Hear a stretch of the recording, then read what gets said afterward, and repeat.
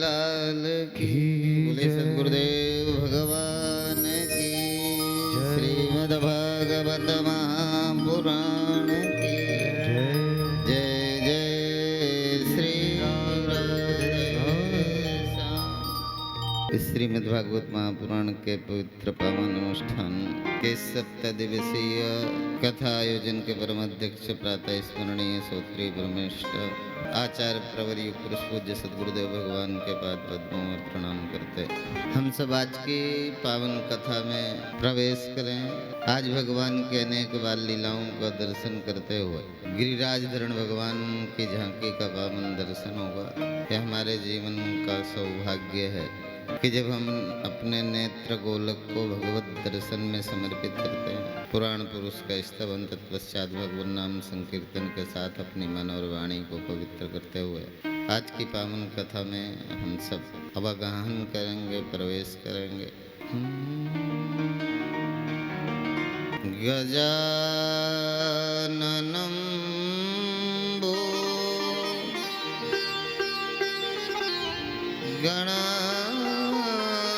गणादिसेवितं कपित्थजम्बो फलचारुभक्षणम् उमासुतं शोकविनाशकारकं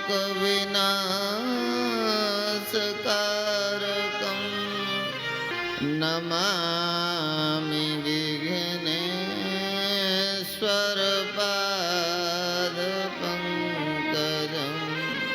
गुरुर्ब्रह्मा गुरुर्विष्णु गुरुर्देव महेश्वर गुरुः साक्षात् परब्रह्म तस्मै श्री गुरवे नमः। मनोजवं मारुततुल्यवेगं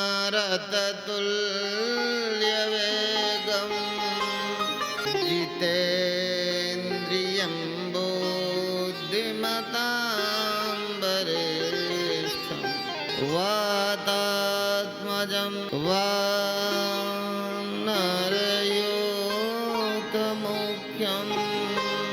श्रीरामदूतं शरणं प्रपद्ये।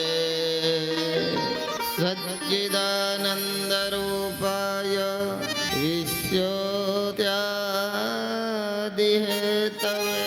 तापत्रयविनाशाय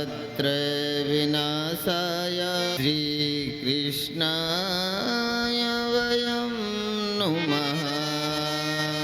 बोले सच्चिदानंद भगवान की जय। बांके बिहारी लाल की जय जय श्री राधेश्याम। मेरो राधा रमण गिरधारी गिरधारी श्याम बनवारी। मेरो राधा रमण गिरधारी गिरधारी श्याम बनवारी। मेरो राधा रमण गिरधारी गिरधारी श्याम बनवारी। मेरो राधा रमण गिरधारी गिरधारी श्याम बनवारी। मेरो राधा रमण गिरधारी गिरधारी श्याम बनवारी। जय जय राधा रमण प्यारो राधा रमण। जय जय राधा रमण प्यारो राधा रमण। जय जय राधा रमण प्यारो राधा रमण। जय जय राधा रमण प्यारो राधा रमण। मेरो राधा रमण गिरधारी गिरधारी श्याम बनवारी। मेरो राधा रमण गिर गिरधारी गिरधारी श्याम बनवारी मेरो राधा रमण प्यारो राधा रमण ओ मेरो राधा रमण प्यारो राधा रमण मेरो राधा रमण प्यारो राधा रमण ओ मेरो राधा रमण प्यारो राधा रमण मेरो राधा रमण प्यारो राधा रमण मेरो राधा रमण प्यारो राधा रमण मेरो राधा रमण प्यारो राधा रमण ओ मेरो राधा रमण प्यारो राधा रमण ओ मेरो राधा रमण प्यारो राधा रमण मेरो राधा रमण प्यारो राधा गाइए सभी मेरो राधा रमण गिरधारी गिरधारी श्याम बनवारी मेरो राधा रमण गिरधारी ओ गिरधारी श्याम बनवारी श्री राधे राधे श्री राधे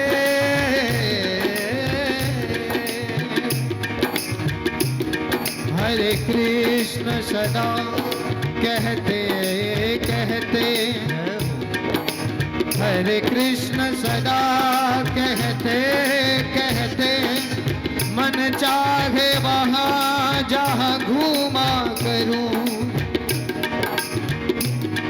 तेरी भक्ति में उन्मत्त प्रभु पग तेरे निरंतर चूमा करूं रमण प्यारो राधा रमण हो जय राधा रमण प्यारो राधा रमण हो जय राधा रमण प्यारो राधा रमण राधा रमण गिरधारी गिरधारी श्याम बनवारी जय राधा रमण गिरधारी गिरधारी श्याम बनवारी ओ मेरो राधा रमण गिरधारी गिरधारी श्याम बनवारी मेरो राधा रमण गिरधारी गिरधारी श्याम बनवारी जय राधे राधे जय राधे राधे जय राधे राधे जय राधे राधे राधे राधे राधे राधे राधे राधे राधे राधे राधे राधे राधे राधे जय राधे राधे राधे राधे राधे राधे राधे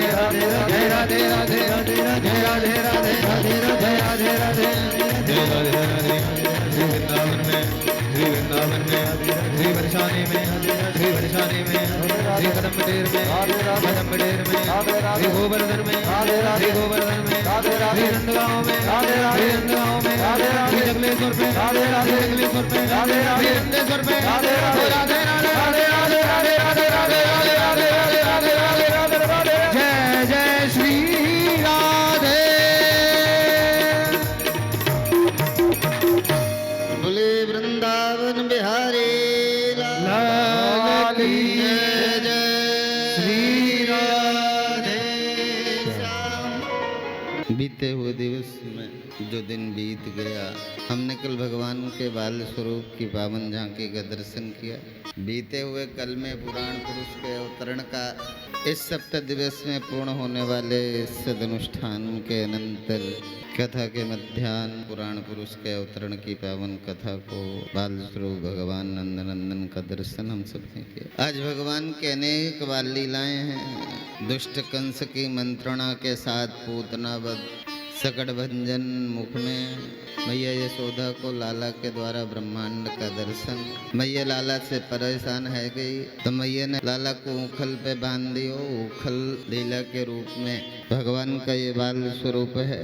जय दिन से लाला गोकुल में प्रकट भय ताई दिन से रोज कोई अपशगुन है जाए बाबा ने लाला के सुरक्षा के डर के ताई गोकुल छोड़वे का निर्णय लियो। सारे गोकुलवासी आज गोकुल छोड़कर के व्रजगमन आज बाबा और मैया के साथ लाला और सारे गोकुलवासी साथ में ब्रज की ओर बढ़े तो ब्रज में भी वत्सासुर नाम के दैत्य का बाल स्वरूप में भगवान उद्धार करते हैं, बकासुर का वध करते हैं। अघासुर नाम के बलवान दैत्य का भी भगवान उद्धार करते हैं, धेनुकासुर। जब लाला गैया और बछड़ा चराए हुए के ताई जंगल में गए तो मायावी राक्षस के द्वारा वत्स के रूप में, बछड़े के रूप में गायों के बीच में आना, लाला ने खेल खेल में वत्सासुर का वध। तत्पश्चात माँ कालिंदी के हृदय में उतर के बाल स्वरूप भगवान ने कालिय नाग के असौच से माँ कालिंदी की पवित्रता का पावन अनुष्ठान संपन्न किया। इतना ही नहीं, दावानल की अग्नि में जलते हुए ब्रजवासियों की रक्षा करते हैं। ऐसे नंदनंदन बाल कृष्ण की पावन लीलाओं का आज हम सभी बाल लीलाओं का झांकी के रूप में दर्शन इस 3 घंटे की अवधि में किंचित भी संभव नहीं। हम शब्दों के द्वारा हृदय में घटित बुद्धि की आंख से भगवान की बाल लीलाओं का दर्शन करेंगे। जैसे मैं कहूँ आपको, कहें कि आप बताओ दाल में, देख करके बताओ दाल में नमक कम है कि ज़्यादा है, ये आपका विषय है। तो आप कैसे बताओगे? देख के, चख के, है ना। कुछ चीजें होती हैं, सारी की सारी चीजें आंख से ही नहीं देखी जाती, विषय वस्तु के अनुरूप किसको कब कैसे देखना है। दाल या सब्जी में नमक कम है, ये ज़्यादा है, मिठाई में चीनी ज़्यादा है, ये फीका है, चाय में चीनी ज़्यादा है, कैसे देखो? रसना के द्वारा। ऐसे भगवान की बहुत सारी बाल लीलाएं हैं जो अपने मस्तिष्क में, विचार जगत में, अर्थात बुद्धि के द्वारा देखा जा सकता है। भगवान की बाल लीलाओं प्रतीकात्मक रूप से आज नंदनंदन स्वयं गिरिराज धरण के रूप में प्रकट होके ब्रजवासियों को इंद्र के कोप से सुरक्षित करेंगे। जब इंद्र से आदेश प्राप्त कर मेघों ने विराल विकराल रूप धारण कर सारे ब्रज वसुंधरा को डुबोने का संकल्प करते हैं, तब नंदनंदन छोटे से कन्हैया अपनी कनिष्ठ का उंगली में सप्तकोशीय गोवर्धन को धारण करते हैं और सारे ब्रजवासियों को बुला लेते हैं, सारे ब्रजवासियों की रक्षा करते हैं। ऐसे अनेक बाल लीलाओं को हम इसी जगत में देखते हैं। असल में हमारा यह संबंध जितना प्रगाढ़ संसार के साथ है ना, धीरे धीरे ऐसे थोड़ी भगवान के साथ संबंध ऐसे ही जोड़ना है जैसे आप दाल में नमक देखते हो ना, चाय में चीनी देख लेते हो, ऐसे भगवान के साथ आपका रिश्ता ऐसा अंदर से हो जो जगत को तो न दिखे, पर आप सदा भगवान के पास रह सकते हो। आप जहाँ भी रहो, आपका अपना चित चोर कन्हैया के चरणों में समर्पित हो। संसार में मिला हुआ दुख भगवान की अहेतुकी कृपा मानकर स्वीकार कर। भगवान ने दिया इसलिए दुखी नहीं होना। और भगवान के भक्तों का लटका हुआ चेहरा अच्छा भी नहीं लगता, वो मुस्कुराता हुआ। भगवान नंदनंदन है, वो मुस्कुराते रहते हैं। वो परिस्थितियां तो हैं पर मुस्कुराहट नहीं गई। दुख कोई कम नहीं है, हमारे हिस्से में तो बहुत थोड़े दुख हैं। भगवान के जीवन में दुख ही दुख है, और इतने दुख हैं जिनकी गिनती आज होगी। पर कभी दुख हैं पर दुख ही नहीं है, इसलिए कभी किसी का ध्यान ही नहीं गया कि भगवान इतनी भी पीड़ा से गुजर रहे होंगे। पीड़ा तो है, पीड़ा से गुजरते हैं, पर पीड़ा उनके फेस में व्यक्त नहीं होती, व्यवहार में व्यक्त नहीं होती। पीड़ा है उसको सहन करते हैं। अर्थात भगवान आज, कल आपने देखा ना, भगवान का प्राकट्य हुआ। अभी अभी भगवान ने जन्म लिया, एक झलक माँ ने अपने पुत्र को देखा, एक झलक। भगवान ने कहा यहाँ सुरक्षित नहीं है, आप तो मुझे गोकुल में नंद बाबा के घर छोड़। अभी बालक जन्मा हो, माँ मरी थोड़ी थी, जिंदा थी। माँ देवकी का वात्सल्य, उसकी ममता, एक संतति का माँ के प्रति स्नेह अभी ठीक से पुष्पित भी नहीं हुआ। जन्मे और जन्मते ही माँ की गोद से दूर जाना, पिता से दूर जाना, इसे कहते हैं प्रारब्ध से प्राप्त, नियति से प्राप्त। नियति का जो निर्णय है ना, वो समय से हमें संयोग और वियोग, ये भगवान की अहेतुकी कृपा है। जो भी जब कभी देह धारण करके इस भू वसुंधरा में स्वयं भगवान आए, तो नियति के अनुसार उनके जीवन का सुख भगवान है। पर आज माँ का सुख उनके जीवन के लिए पैदा होते ही चल पड़े। इधर जब कंस ने देखा कि मैंने जो निर्णय किया था, मैंने जिस काल से भयभीत होकर विदाई वाले दिन अपनी बहन को बंदी गृह में बंद करके एक एक करके 6 संतानों को मृत्यु के घाट उतार दिया। आज योग माया के द्वारा जब सुना कि तेरा काल ब्रज में पैदा हो गया है, तो वैराग्य हो गया। देवकी और वसुदेव को कारागृह से मुक्त करते हुए क्षमा याचना करने लगा। आश्चर्य हुआ कि मेरे प्रयत्न से मेरा दुश्मन, मेरा काल मुझसे मारा नहीं गया।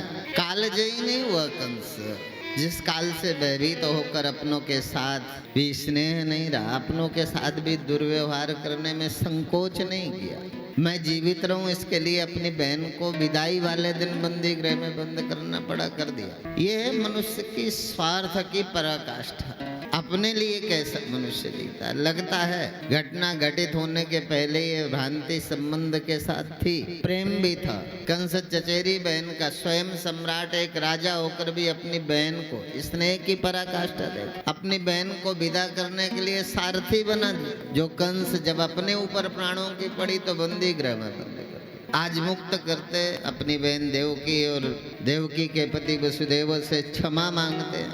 कहते हैं कि मैंने आपकी संतानों को मारकर अक्षम्य पाप किया, क्षमा के योग्य नहीं है। मैंने नवजात शिशुओं को मारा है, उनका कोई दोष नहीं था। देवकी और वसुदेव को बहुत प्रकार से आज पश्चाताप की अग्नि में संतप्त हृदय में सद्विचार का ऐसा प्राकट्य हुआ कि आज राजा कंस तत्व ज्ञानियों की तरह अपनी बहन और बहन के पति वसुदेव को समझाते हैं कि तुम अपने पुत्रों के लिए शोक मत करो, उन्हें तो अपने कर्मों का फल मिला है। मुझे तो विधाता ने केवल पुत्रों के उन शिशुओं के वध का निमित्त कारण बनाया है। इस जगत में सभी प्राणी प्रारब्ध के अधीन है, इसी से वे सदा सर्वदा एक साथ नहीं रह सकते। आगे कंस कहता है भूरि भवानि भूतानि यथा यात्यन्ति वयांति च नायमात्मा तथैतेषु विपर्येति यथैव भू। जैसे मिट्टी के बने हुए अनेक बर्तन कभी मिट्टी में बनते हैं, कभी बिगड़ते हैं, परंतु मिट्टी वह है जिसमें कोई परिवर्तन नहीं है। मिट्टी न तो बनती है न बिगड़ती है। मिट्टी में बनने बिगड़ने वाले बर्तन अनेक बार बनते और बिगड़ते रहते हैं। मिट्टी उसे कहते हैं जो ज्यों की त्यों है, उसमें न्यूनता और अधिकता नहीं है। ऐसे ही ये संसार में बने अनेक तरह की योनियां हम सबके हृदय में विराजमान तिष्ठन्ते परमेश्वर, हम सबके अंदर विराजमान परमपिता परमात्मा आत्म रूप से हमारे अंदर प्रतिष्ठित। शरीर तो अनेक बार मिले, अनेक योनियों में जन्मे, शरीर बदलते रहे, तथा देहांतर प्राप्तिर धीरज तत्र न मुह्यते। देह बदले पर मैं वही रहा। जैसे आपके जीवन यात्रा में अनेक बार बहुत सारी ड्रेस बदल गई, आप वही रहे। कपड़े तो बहुत बदले होंगे जब से जन्मे हो, एक ही ड्रेस है। कपड़े बदलते गए, आप नहीं बदले। ऐसे देह ही बदलते गए, देह बदलते गए, आप आत्म रूप से एक परमात्मा के अतिरिक्त। इसलिए आप आत्म रूप से कभी नहीं मरे आज तक। देह रूप से आपका अभाव हुआ, देह का न रहना मौत नहीं। एक बार यदि समझ आ जाए तो देह छूटेगा। देह तो ज्ञानियों का भी, यहाँ देह तो चाहे भगवान ने भी धारण किया वो भी छूटेगा। देह का छूटना मौत नहीं है। यदि यह बात समझ आ जाए तो पूरी कथा का सार तत्व। यही बात श्री सुखदेव जी महाराज राजा परीक्षित को समझाते हैं। तू देह नहीं है, तुम तो राजन मरिष्यसि पशु बुद्धि इमाम जय। मैं मर जाऊंगा ये पशु बुद्धि है। मनुष्य तो वो है जो इसी जन्म में मृत्यु के पार चला जाता है। जिसे जन्म क्या है, मौत क्या है, ये सत्सत विवेचनी बुद्धि का प्राकट्य कब होता है? बोले जब हम सत्संग में बैठते हैं। सत्सत विवेचनी, सत और असत क्या है, इस असत जगत को और असत जगत में ये भासने वाला असत जगत जिसमें प्रतिष्ठित है, उस परमपिता परमात्मा को इसी जन्म में अपरोक्ष कैसे करें? जो इस जन्म में अपरोक्ष को प्राप्त होते हैं। और ये बुद्धि कहाँ पैदा होती है?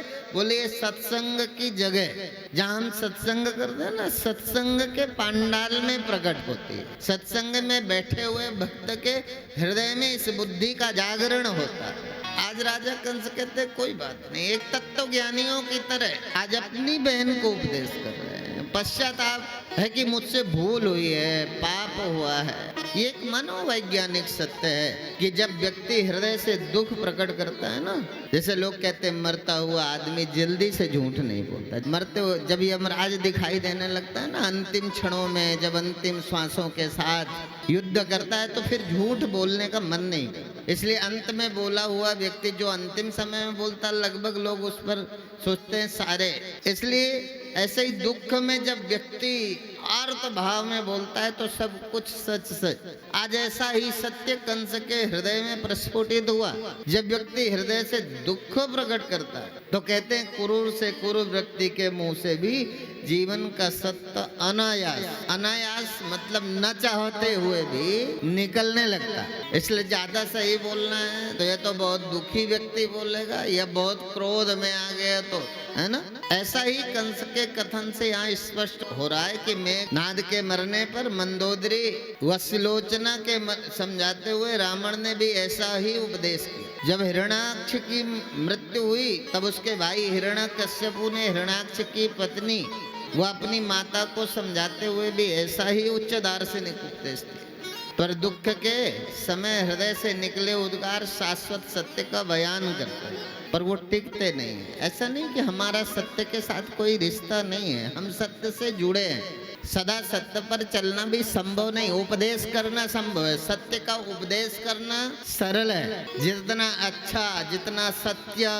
मंच से बोला जाता है वो जीवन में करना बहुत कठिन है, पर उपदेश कुशल बहुत है। हम तो रोज ही आपको कहते हैं ये संसार आपके साथ जाएगा नहीं, यहाँ कुछ रहने वाला नहीं है, ठीक है ना। कहते हैं ना यहाँ कुछ रहने वाला नहीं, सब छूट जाएगा। ये इतना ही बड़ा सत्य है जैसे न समझी में मौत सत्य है। समझना हो ना तो मृत्यु कितनी सत्य लगती है, झूठी लगती है। जितना बड़ा सत्य न समझी के कारण मौत लगता है, अब इतना ही बड़ा सत्य है ये कि जाएगा कुछ नहीं। अब जब कुछ नहीं जाएगा तो फिर रखना क्यों है। इसी क्रम को आगे बढ़ाते यही तो हुआ। अब चूंकि यदि मंत्री ठीक ना हो, सलाहकार ठीक ना हो, तो धीरे धीरे दिशा। अब आप अच्छे हो ना, भगवत भक्त हो, तो आप अपने प्रियजनों को कहोगे चलो कथा में चलते हैं। सलाहकार आप अच्छे हैं, दूसरे के कल्याण में साधन बने। सहज मन नहीं होता, आपने पूछ लिया, आपने अपने प्रेम बस कहा चलो कथा में चलना है तो चल पड़े। चूंकि प्रेम था, कथा से उन्हें नफरत नहीं थी, पर आपके प्रेम के कारण जो आ नहीं पा रहे थे सहज आ गए। पूछने से इतना लाभ हो गया। कथा से नफरत है इसलिए कोई नहीं आता ये जरूरी नहीं, पर उन्हें कोई कंपनी देने वाला भी तो, साथी तो मिले, है ना। साथी मिलेगा आ जाएंगे। साथ में प्रेम बड़ा विलक्षण है।